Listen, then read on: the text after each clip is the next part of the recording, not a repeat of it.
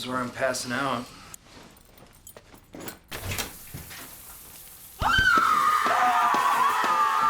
Did they ever tell you scream like a girl? Take it easy! Joy was a beautiful young woman, and that morning she was getting ready to leave for work with her fiancé, Mason. Before parting ways, she handed him a drink she had specially prepared for him to celebrate his birthday. Mason immediately noticed the drink didn't taste very good, but out of love and respect for Joy, he forced himself to drink it. Meanwhile, in another part of the city, a man named Jack was enjoying a basketball game with his coworkers when their boss suddenly appeared. Alarmed, everyone quickly returned to their desks. Jack's boss, who had grown tired of his careless behavior, didn't waste any time. He announced that Jack was being fired immediately. Not willing to accept this, Jack challenged his boss to a one-on-one basketball match, declaring that a win would earn him a second chance at work, while a loss would mean he would resign on his own terms. They headed to a local basketball alley where the match began. Jack initially dominated the game, but his boss ultimately turned the tables and defeated him, leaving Jack with no choice but to honor his promise and leave the job. Before leaving, the boss revealed the truth. He was Jack's father. He admitted it had been difficult to fire his own son, but professionalism at work was essential, and Jack had consistently failed to demonstrate it. That evening, Joy returned home from work, excited for the surprise birthday party she and her friends had organized for Mason. While chatting with her friend Tipper, Joy revealed a special gift she planned to give Mason, a trip to Las Vegas. Tipper was amazed, remarking that Mason was truly lucky to have such a thoughtful girlfriend. Joy instructed everyone to hide, anticipating Mason's arrival. However, the celebration quickly took a turn for the worse. As soon as Mason arrived, he unexpectedly told Joy that he wanted to break up, giving no explanation. Shocked and heartbroken, Joy watched the surprise unravel. Her friends emerged from hiding to comfort her, and Tipper suggested taking her to a bar to help lift her spirits. At the bar, Joy expressed her sadness and anger, but she refused to remove the expensive engagement ring Mason had given her, deciding to continue wearing it. Seeing Joy still weighed down by sorrow, Tipper proposed they use the Las Vegas ticket Joy had bought for Mason and take a trip herself. Joy, seizing the opportunity for a temporary escape from her heartbreak, agreed immediately. Elsewhere, Jack shared the day's misfortune with his friend Hader. He explained that being fired by his own father had left him stressed and in desperate need of a break. Hader suggested that they, too, head to Las Vegas for some fun and distraction, mirroring Tipper's idea for Joy. The following day, both pairs arrived in Las Vegas, Joy with Tipper and Jack with Hader. After spending the evening exploring and enjoying the city's attractions, Joy and Tipper returned to their hotel to rest. Simultaneously, Jack and Hader entered what they thought was their hotel room, only for Hader to be taken aback when he found Joy and Tipper already inside the bathroom. Once the confusion was sorted out, Joy addressed the receptionist, complaining about the accidental room mix-up and requesting a new one. Recognizing the error, the receptionist upgraded Joy and Tipper to the hotel's most luxurious accommodation, the penthouse. Seeing the upgrade, Jack protested, prompting the receptionist to also provide him and Hader with VIP accommodations, including exclusive access to the hotel's premium facilities. With the room situation resolved, the four of them explored the city in style, taking a limousine around town. While relaxing at a cafe, Jack confided in Joy about the real reason for his trip. He needed to unwind after being fired by his father. Joy listened, smiling sympathetically before explaining her own reason for being there: heartbreak after being dumped by Mason. Deciding to focus on enjoying the moment, Jack and Joy agreed to make the most of their time in Las Vegas, putting their troubles aside and indulging in the city's excitement. The next morning, Joy awoke in confusion to find a ring on her finger. Looking closer, she noticed a message left by Jack on the mirror, calling her his wife and saying he was waiting for her. Suddenly, the events of the previous night came rushing back. She and Jack had gotten married while she was drunk. Meanwhile, Jack recounted the marriage incident to Hader, admitting that he himself had no idea how they had ended up married since they had only just met. Their conversation was interrupted when Joy and Tipper arrived, creating an awkward encounter.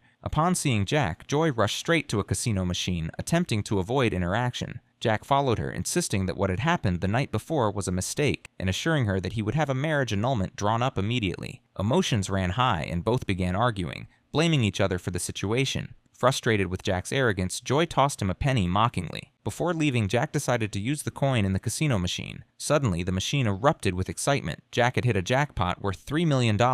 Joy, seeing this, claimed the winnings, arguing that the coin was hers, and therefore the jackpot belonged to her. Jack countered, insisting that it was his luck that won, so the money was his. Joy then pointed out that since they were legally married, the money was effectively theirs jointly. Neither willing to give in, they agreed to settle the dispute in court the following day. At the trial, the judge was baffled by the couple's unreasonable behavior, as this was his first experience handling a divorce case for a couple married for just a single day. Ultimately, he decided to seize the $3 million and ordered Jack and Joy to live together as a married couple for 6 months before making any final decisions. Additionally, they were required to attend counseling sessions. The judge stipulated that if either party requested a divorce before the 6-month period ended, the surviving spouse would automatically receive the money as a reward for enduring the arrangement. Reluctantly, Joy moved into Jack's apartment, officially beginning their life together as a married couple. On the first night, she claimed the bed, forcing Jack to sleep on the couch. Upon inspecting his mattress, Joy recoiled at the unpleasant smell and ended up spending the entire night cleaning, leaving her with no sleep.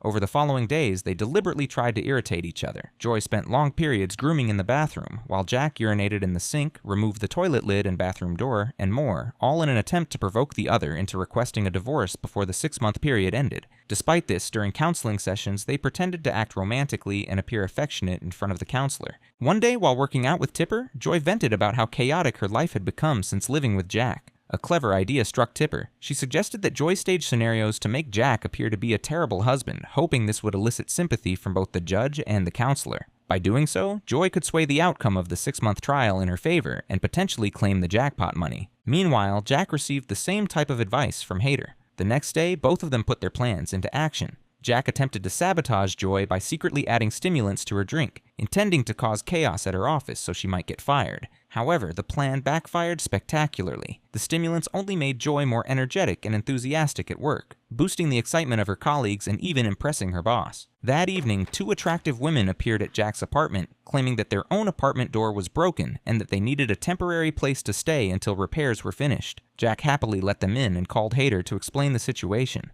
Recognizing a possible setup by Joy to frame Jack for infidelity, Hader instructed him to eject the women immediately. Realizing Joy might be trying to set him up, Jack devised a counter-strategy. He called Hader over and invited all of his friends to a lively party in his apartment. When Joy arrived home, she was bewildered to find the apartment filled with people. The situation escalated into an argument between Joy and Jack in the bathroom. Attempting to provoke her further, Jack accused Joy of still harboring feelings for Mason, claiming she should reconcile with him and abandon her pursuit of the $3 million. Infuriated, Joy vehemently denied his accusation, firmly asserting that she would never go back to Mason under any circumstances. The rivalry between Jack and Joy showed no signs of slowing down. One day, Jack came up with a trick. He enlisted a friend to impersonate the counselor's assistant and called Joy, telling her that her afternoon counseling session had been postponed to Friday. Relieved by the news, Joy decided to spend the afternoon relaxing. However, she soon heard Jack sneaking out of the house and grew suspicious. Quickly, she called the counseling office to verify the schedule and discovered it had not been changed. Jack had been attempting to deceive her. The two of them raced to the counseling center and managed to arrive on time. A few days later, in the evening, Jack was taken by surprise when his parents arrived at his apartment, joining Joy for dinner. He soon discovered that it had been Joy who had invited them. Joy quickly warmed up to Jack's parents, chatting and bonding effortlessly. Concerned, Jack pulled her aside for a private conversation. Outside, Joy revealed her true intentions. She wanted to win over his parents and establish herself as an exemplary daughter-in-law. By impressing them, she hoped to gain their support during the trial rather than seeing them side with their own child. Cornered, Jack pleaded with her not to involve his parents, promising he would do anything else. Out of a mix of strategy and pity, Joy relented. The pair returned to the dinner, where Joy continued to familiarize herself with Jack's parents. She skillfully charmed them and even managed to convince her father-in-law to rehire Jack, further consolidating her influence over the household. The following day, while Joy was busy at work, Jack went through her belongings, searching for any opportunity to find her weaknesses and get back at her for the previous night's antics. In the bathroom, he stumbled upon a ring that had belonged to Joy's ex-fiancé. That evening, Jack took the ring and sought out Mason, intending to return it. He informed Mason that Joy still had feelings for him and hadn't completely moved on. Jack then suggested that if Mason wanted to reconcile, he should come to the city park the next day to meet her. The next morning, Jack organized a family gathering at the park, and Joy brought Tipper along. From a distance, she watched as Jack played cheerfully with his niece. The annoying, quarrelsome man she saw every day seemed to disappear, replaced by someone kind, patient, and genuinely caring toward children. Jack then invited his niece and Joy for a walk around the park. During the stroll, Jack excused himself to go to the restroom. In his absence, Joy was surprised to see Mason approaching confidently. Without hesitation, Mason asked her to reconcile, hoping to revive their past relationship. However, Joy firmly rejected him, explaining that she had moved on and now found someone far better. Unbeknownst to her, Jack had overheard her conversation and felt a sense of relief, realizing that she was no longer attached to Mason. A few days later, at home, Jack informed Hader that he had been invited to a company party where Joy worked. Hader immediately pointed out that it was a perfect opportunity for Jack to manipulate or trick Joy. Surprisingly, Jack didn't seem excited. Ever since the park incident with Mason, he had begun fearing that he might actually lose Joy one day. Unconsciously, Jack had started to develop genuine feelings for the woman he once found so irritating. Hader reminded Jack of their original goal, to secure the $3 million jackpot. Jack knew he had to stay focused, yet he decided to go along with the plan. The next afternoon, at the party, Jack carried out his strategy, socializing with everyone, including Joy's boss. Later that night, Joy changed into a stunning dress, catching everyone's attention. Jack, mesmerized by her beauty, felt his plan to deceive her dissolve instantly. As the party concluded, the boss announced the winner of the Party King award. Jack was chosen and handed a trophy. Before stepping off the stage, he delivered a speech thanking everyone, but he also took the opportunity to publicly express his feelings for Joy, recounting the cherished memories they had shared. At that moment, Jack could no longer hide his love for her. Joy, listening to his heartfelt words, felt deeply moved. After the event, the two headed home together. During their ride, Joy shared a memory from her past. Before she had a job, she once visited a lighthouse by the beach. Standing there, feeling the wind and listening to the waves, she had experienced a sense of freedom and peace unlike anything else. Since she had become busy with work, she had not had the chance to return to that serene place. Weeks slipped by, and the 6-month probation period finally came to an end without either Jack or Joy realizing how quickly time had passed. The day of their trial arrived. That morning, as Joy was leaving her apartment, she ran into Mason. He still hoped to reconcile with her and handed her the engagement ring he had given her when they were together.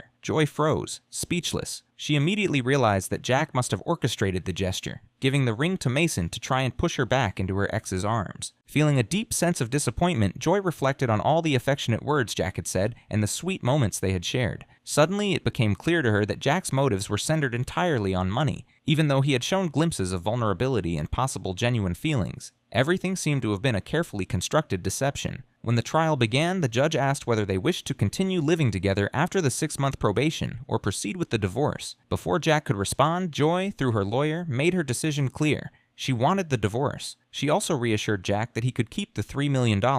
She was giving up her claim to it entirely. Confused and stunned, Jack watched as Joy returned Mason's ring and bid him farewell. That evening, even though Jack had legally won the jackpot, he found no happiness in it. The money could not replace the loss of Joy and the realization of what he had truly risked. After parting ways with Joy, Jack was struck by a sudden realization of just how precious she was to him. While reflecting on his mistakes, he noticed a photograph left behind. It was of the lighthouse Joy had told him about, the one she had described as her place of peace. The next day at work, Joy's boss announced her promotion. Instead of accepting it for herself, Joy handed the opportunity to a coworker, declaring that she intended to resign. She explained that her entire life had been consumed by work, leaving her no time for her own happiness. She had neglected herself for so long that she didn't even remember the last time she felt truly joyful. Her boss respected her decision and allowed her to leave without objection. Meanwhile, Jack confessed to his parents that his marriage with Joy had been a sham. His father, observing his son's distress, reminded him that while the marriage had been fake, his feelings were genuine. Recognizing Jack's sincere love for Joy, his father urged him to pursue her if he truly wanted to be with her. Motivated by his father's advice, Jack set out immediately to find Joy. He searched everywhere, but nobody, including Tipper, knew her whereabouts. Then he recalled the lighthouse Joy had once mentioned. Without hesitation, he borrowed Hader's car and drove straight there. At the lighthouse, standing on the beach with the wind blowing and the soothing sound of waves around them, Jack finally gathered the courage to speak from the heart. He admitted that he had been irritating and difficult since their marriage and begged for a second chance to make things right. He promised Joy he would be a more dependable and loving husband. Overcome with emotion, Jack knelt and proposed. Touched by his sincerity, Joy accepted, agreeing to rekindle their relationship and start anew together.